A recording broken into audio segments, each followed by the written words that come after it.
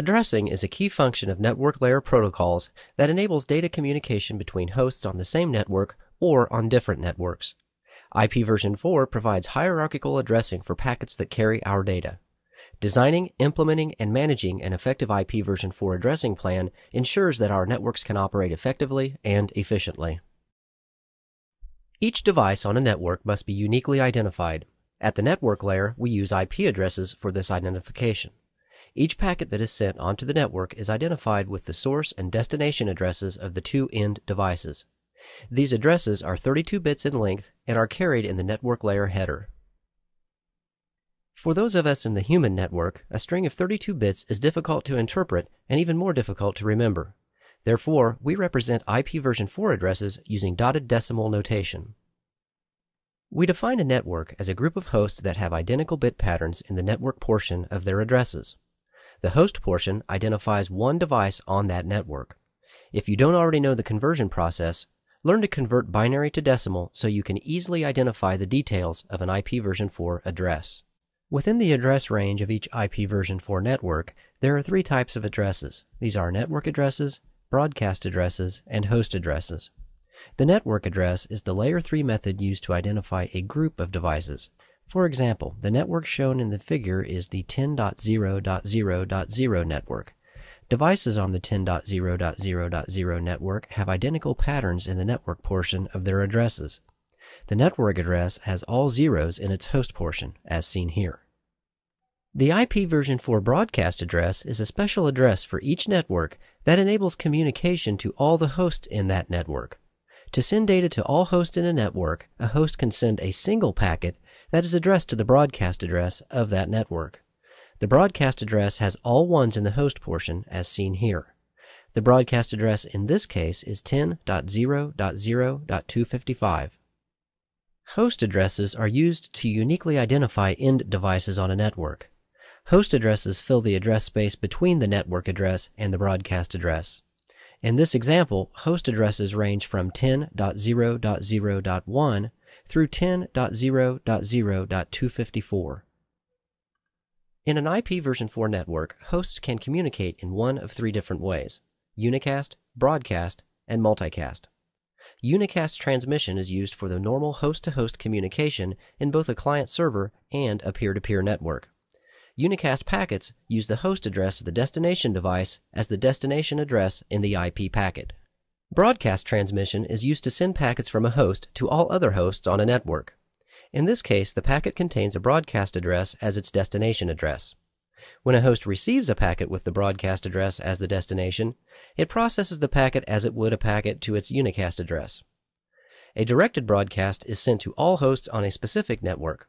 The limited broadcast, as seen here, is used for communication with all hosts on the local network. Multicast transmission is designed to conserve bandwidth on networks.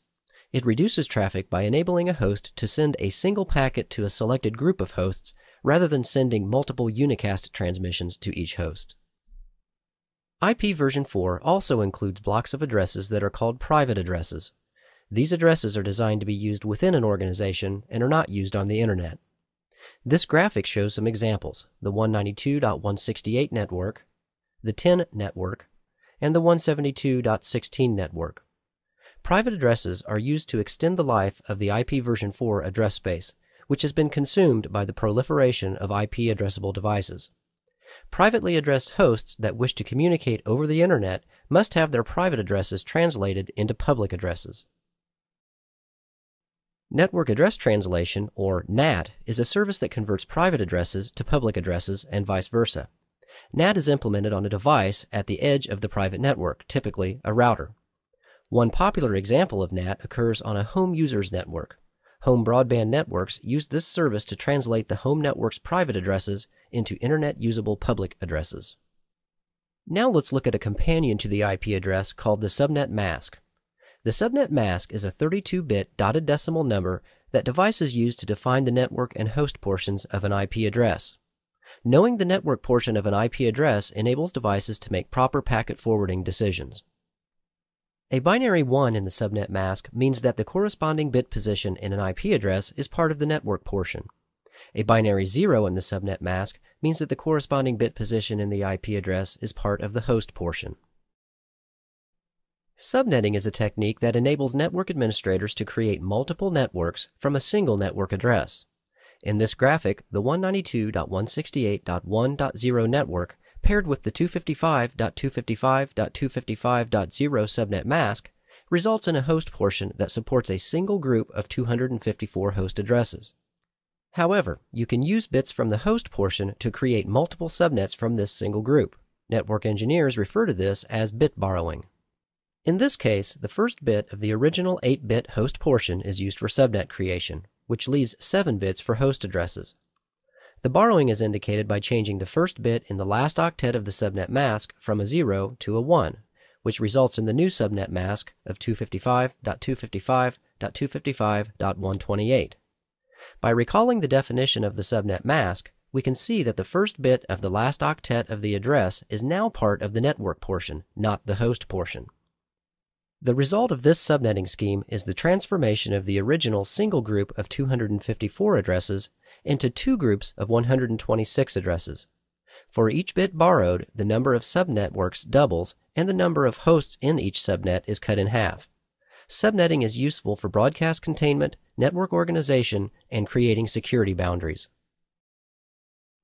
Subnetting a subnet, or using variable length subnet masks, enables networkers to maximize addressing efficiency. When identifying the total number of hosts using traditional subnetting, we must allocate the same number of addresses for each subnet. In this example, the /27 mask leads to subnets capable of addressing 30 hosts. If addressing requirements necessitate fixed-size address blocks, such a scheme would be efficient. However, these WAN links only need 2 addresses.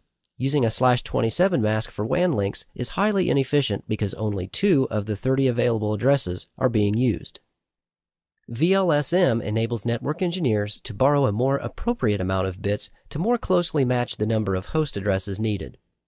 In this graphic, you can see that subnet 6 has been further subnetted into 8 additional sub-subnets, each with only 2 host addresses.